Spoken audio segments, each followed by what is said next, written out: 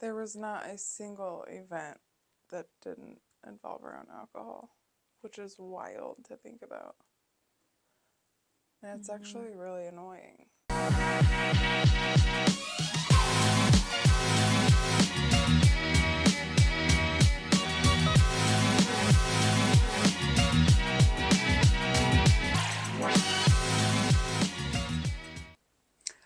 So when I first got sober, I thought that it would fix everything, but it didn't. Turns out I'm still me and my brain is still crazy. So there's that. And today we're going to talk about the part that nobody glamorizes. What happens when the noise stops, but you're still you? Welcome to Who even am I? We're cousins. We're healing, allegedly. So tell them more about you, Soph. I am Sophie. I'm 32 years old. I have 2 daughters who are my inspiration for every part of my life. I am almost 2 years sober, and I am just here to share my journey of healing and growing. And How old are you? Did you say that? I think I said 32. I'm almost 32. When is your birthday again? March What day, though? 21st. Okay, we're close. Yeah. Nice, nice. What about you? Tell us a little about yourself. Well, hello everyone. My name is Hannah, and I am a single mom of an 11-year-old preteen boy. So that's been fun. Right now, I am really focused on my career. So currently just got a big girl managing job, which has been a lot of fun. Enjoying that in life. I am 3.5 years sober, roughly. Um, let's see what else about me. I like to do crafting stuff, like paint, listen to podcasts, and watch shows and hang out with friends. I go through phases of hobbies and things, like read books and stuff. But yeah. You do. You jump around a lot with what you do. Yep. I love art, painting. Yes. It's like the one time I feel like I can zone out and not worry about life. But it's a good, healthy coping mechanism. Yeah. So let's just hope that we make it out alive doing this podcast together. Two really opinionated cousins. Very. And, you know, we both think that we know the right way to do things. So, I mean, I'm right, but I'm always right. yeah. So before we dive into today's topic, do you have a pit or a peak for the week? Ooh. I don't know that it's for the week. I'm going to go more the month. Okay. Our peak was probably moving. Recently moved to Ashland, about 2 hours away from my hometown. That's been really exciting and fun, and it's just been a good fresh start. But on the other side of that, I miss my Evie girl a lot because I see her a little bit less during the week. And one of my cats was lost in the process. Oh no. I know, I miss him so much. I keep hoping he comes back. But I think Laker's gone for like ever. That's so sad. I know. That's definitely a pit. Yeah. But what about you? My peak of the week was this last weekend when we got to like put this background together. That was really fun, and it helped me like kind of detach from work a bit. I have a tendency to take my alcoholism into other areas of my life, and one of those is workaholism. So it's easy for me to just like do too much and think too much. Oops. What's my oh, that was my peak. What's my pit? Oh, my pit was this morning. Well, and yesterday morning. My son has been struggling with going to school and getting up in the mornings, and he's too tired, but then he doesn't want to go to sleep at night because he's not tired. So that's been a struggle of just like getting him adjusted. And this morning he forgot his backpack. We get to school, and on the way I was already frustrated because he was just not listening. He had forgot his coat. That's what it was. He forgot his coat. So we go home. He gets his coat. He looks for his glasses. He can't find his glasses. So now I have to go find them for him. And then we go to school. We get to school, and he's like, "I forgot my coat, or I forgot my backpack." So then we go back home, and I'm like, "Are you joking right now?" He thought it was hilarious. I bet I can just hear his giggle. Yeah, we get to school the second time, and he's like laughing, and I'm like, "What?" He's like, "I forgot my backpack." I was just like, I can't even be mad at this point. I'm just so over How it. far away is school? Was he Not late? far. Oh yeah, but he's late every day because he'll dilly dally in the morning, and I'll be like, "Okay, it's time to go." Like 10 minutes before we need to leave. We only live like 5 minutes away, or less actually.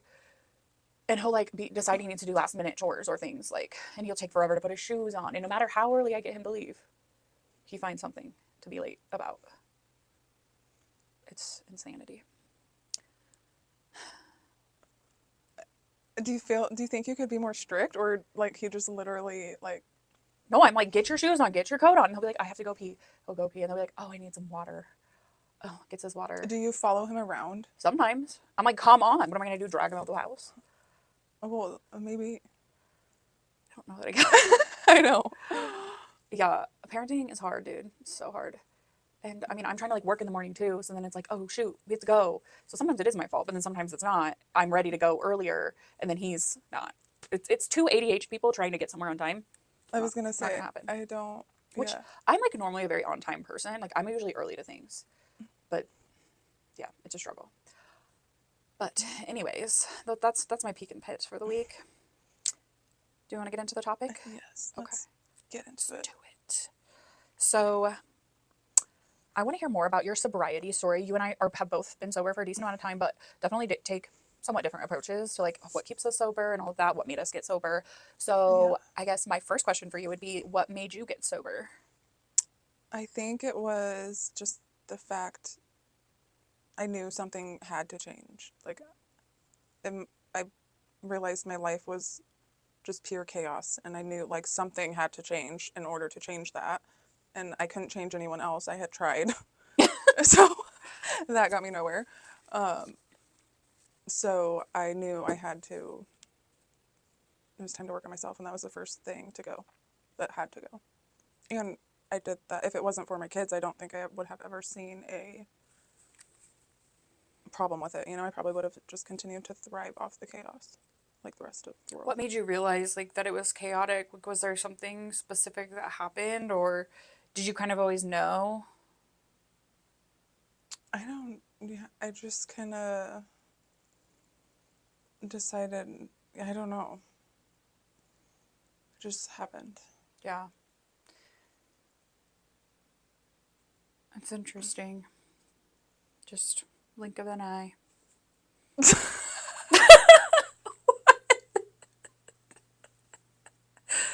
Why is that so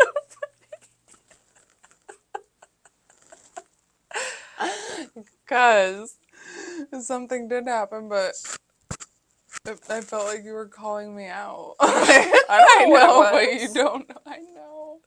Well, tell us. There's no secrets in who even am I. So it was it was like a Mother's Day event, and I went with my mom and my sister to plant flower pots. And obviously, like, us three took it to another level. and we all got very intoxicated.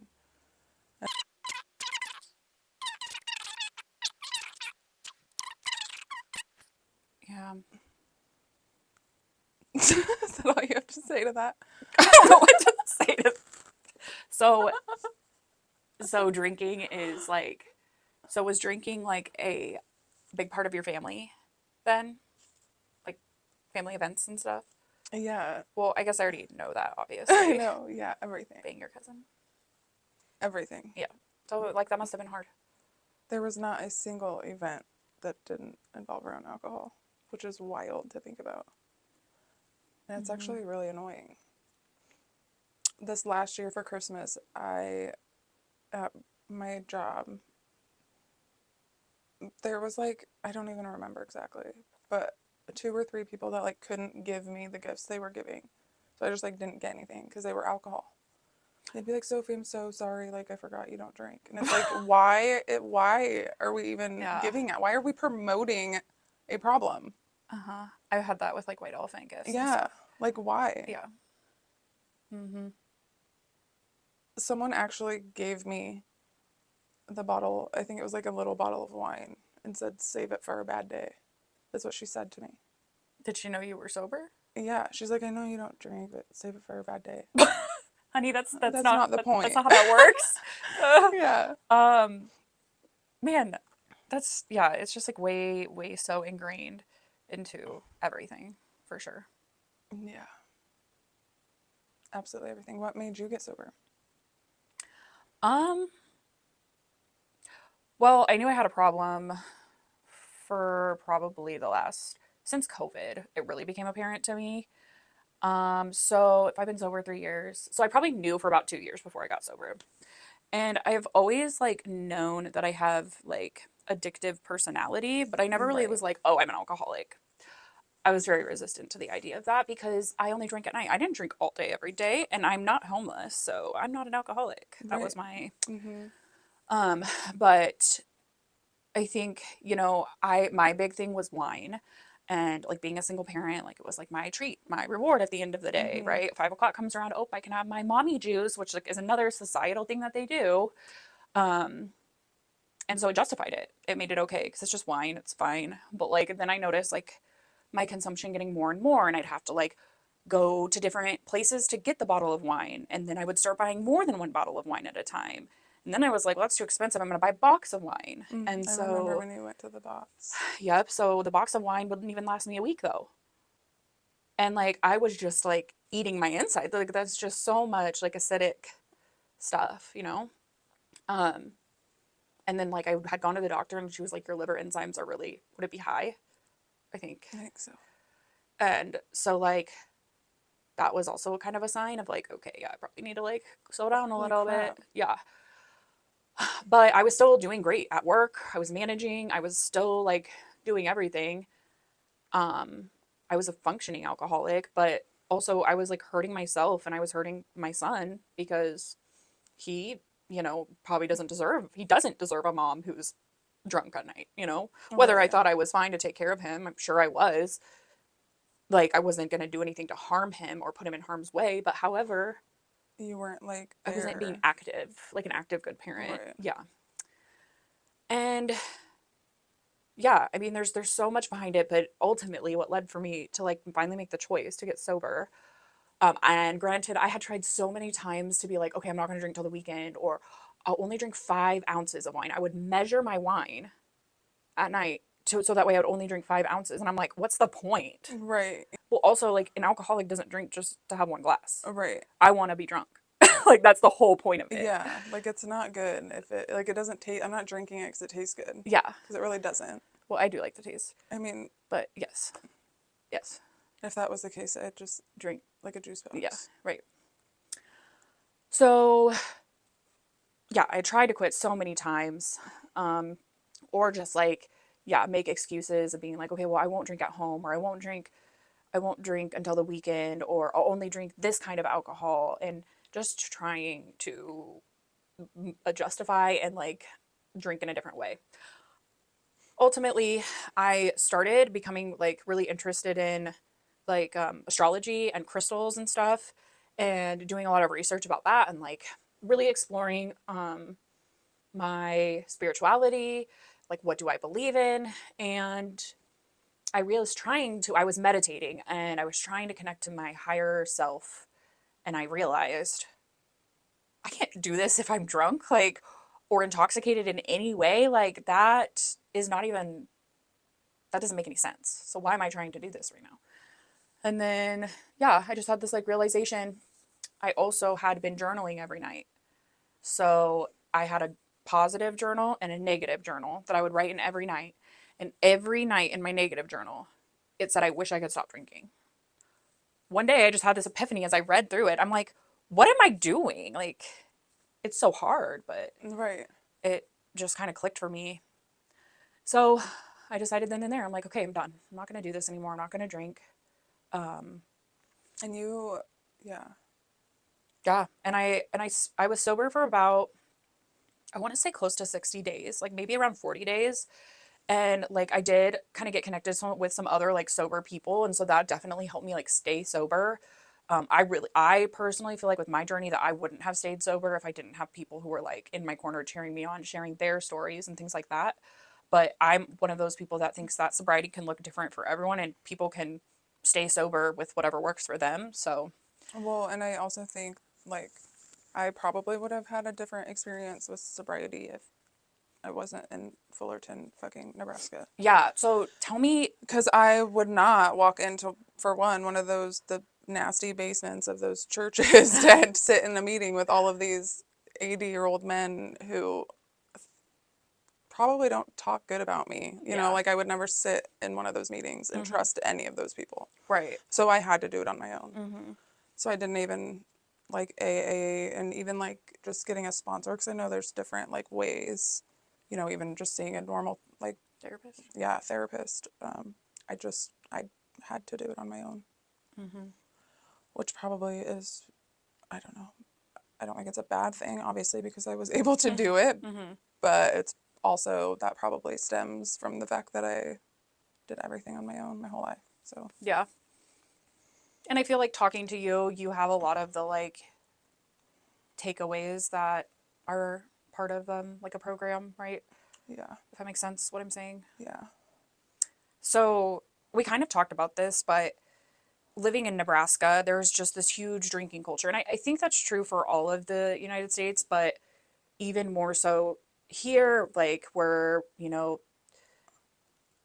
a college town, game days are this huge thing where everybody is it's just, intoxicated, yes, acting it's, like morons. yes. So, But sometimes it's entertaining. Like if you want to be a fool, that's fine. But like I'm gonna laugh, but feel bad for you. yeah. So, do you feel like that made it harder for you to get sober? Or I guess you don't really know a difference, but I just again, kind of like I said with the alcohol being around every single function, it's just annoying. It's just annoying that it's even yeah. a thing. I watched a video the other day though, and it was this guy talking about how the Epstein files, not to bring up the Epstein files, but how it proves that people like bash on marijuana so bad. Like they did not want those girls or whoever doing marijuana because it like calmed them down and made them like aware of what was happening, where alcohol like put them out of their mind. That's why like okay, like yeah, we don't want everyone in the world to be like cool, calm, and collective. We want them, you know what I mean? Yeah. Like we need all of these people acting fools if that's what they choose. I also like marijuana is an interesting topic because I also think that like there's this like idea that marijuana is like healing and good for you. And I think that's true for some people. But I also think that there's like this excuse almost to be like, it's okay because it's like a good, like, Because it's it's a a natural. natural thing or Yeah. whatever. But I agree that like it's the least evil of things, for sure, for sure. Yeah. But yeah, that's interesting. I didn't know that about the Epstein Yeah. stuff. It's some of the emails were like about it. Like But yeah, because they they want talked them about, completely knocked yeah. out. Yeah. Yeah. about not bringing Interesting. marijuana into it or whatever. But yeah, I hate that. I don't even want marijuana to be like the main like why can't people or the event itself be the main fucking focus? Like have a wedding without alcohol. See how many people come. I mean, In Fullerton, half of the people show up for the free alcohol. yeah, Really. Like, which is sad. yeah. Like back in the day, I wouldn't have went to half of the weddings I went to if it wasn't for drinking. If they were like, "Oh, there's no alcohol here," I would have been like, "Yeah, you're not worth my time." Sorry. Seriously. Obviously, Interesting. now I feel different about it. But. Well, And now, those are the only people I want at my function are the ones who think I am worth the time. right. Yeah, I think that's like been the best thing about getting sober is like meeting people who are also sober and like they don't want anything. Like they're not just hanging out with you because most of my friends from when I was younger were friends that I only spent time with them because we drank together or partied together. Yeah. So like I don't know, it's just been nice to have like that community and like support from others and like people who really care about you and not just like and would do anything for you. Like I Right. have so many people that would just drop what they're doing for me even though we don't hang out every day and we're not like best friends. They just are genuine people who care. But yeah, I think that has like been one of the coolest things that's come out of sobriety. I kind of feel like I found myself too through Yeah. getting sober. I was going to say, like, my favorite thing would be, like, being self aware. Like, learning my triggers, learning, like, why I'm, Yes. like, why I'm feeling the way I am. And also being able to work through, being able to heal, really. I don't think I ever healed from a single thing because I had alcohol to block all of those emotions off. Yeah, I agree. Like the self-awareness has been like a huge benefit and being able to really like figure out who you are and what do you like and who you want to spend your time with and what are your hobbies because before literally I'm pretty sure on a dating app I put that I didn't know what to put as my like bio because like well what do I do? Yeah. I'm a mom and I work and I drink wine. Yeah. Like I had no personality. No, like, no dreams. No, like, if someone would ask me, like, where do you see yourself in 5 years? Like, I don't know, dead, probably. Do you feel like oh, I guess I should say I feel like I have a lot more confidence now too than I did before because I'm like just very secure in who I am. I don't know if that's fully due to like not drinking, but I can imagine it is. Comes along with like the self awareness, right? Like the more self aware you are, the more accepting you are of yourself, the more you love yourself. Yeah. Yeah. Probably. You're so smart. Look at you. Name something and you're going to tell me Okay. if it's healing or delusional. Got it? Yes. Okay. Replacing substances with spiritual obsession. I think it's healing because, okay, obsession, I don't really like the word obsession, but spiritual awareness and focusing on your spiritual growth and connectedness to the universe, I think that's healing. Like feeling connected to your higher power and to each other is part of sobriety itself is Yeah. connection. True. So I think that's healing. And one thing about sobriety is like as an addict, like my personal thing is we're going to find something to be addicted to. So it's like what is our like least of evils, right? And being aware of it too. True. Like some people are addicted to video games. Yeah, like my son. Yeah. Or just us Yeah. scrolling through. Yes. Yes. Exactly. True. Okay. Rituals like journaling, tarot, meditation, that kind of stuff. Healing or delusional. Healing Yeah, that kind of ties kind in. of ties in, but yeah, I think journaling specifically, like I find really healing. That's how I've processed like a lot of my trauma is writing it down, talking about it. That's I personally process by like retelling my trauma to people. I don't know if that's normal. I like want to tell people about it because I want people to know what happened, and then I'm able to kind of like come to new realizations every time I do. Yeah, I find myself doing that too. Like I'll be telling it and I'll be like, oh, Yeah. like I didn't see it that way until I just said it for the 78th time. Right. And I think it's kind of interesting. I think a lot of people who are listening are going to be like, what trauma? But like, if they only, maybe one day we'll talk. Maybe one day. We'll talk. Okay, this is a good one. Healing or delusional, California sober. Well, we just kind of touched on we this, but did. like for me, it's delusional because not because I'm like against weed. It's more so that like you're still avoiding, like no matter what, you're still avoiding being sober Right. and like present and like clear headed. You're using something to alter your state. Yeah. And that can be said for literally anything. Yeah. I think like it's not just substances. Yeah. Work.